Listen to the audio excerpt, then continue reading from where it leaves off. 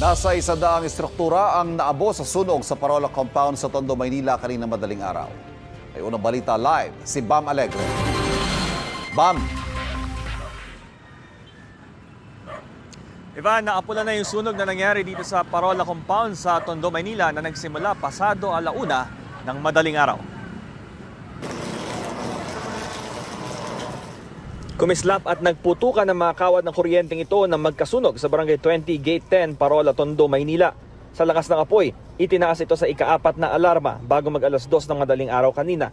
Hudyat para rumisponde ang hindi bababa sa 16 na fire truck.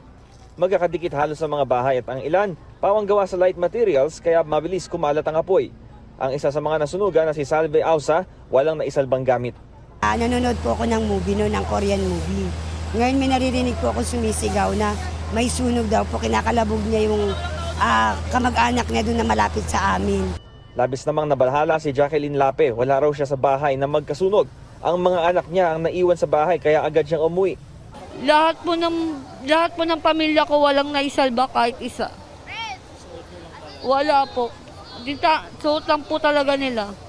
Sa initial estimate ng Barangay 20, sa pakikipag-ugnayan sa Bureau of Fire Protection, nasa 200 pamilya ang naapektuhan ng sunog. 100 istruktura at 400,000 pesos ang halaga ng pinsala.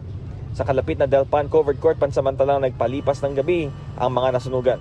Dito nagsimula yung sunog sa bahay ni alias Toto. Kasi base sa aking investigasyon sa mga kapitbahay, doon nagsimula yung apoy sa second floor.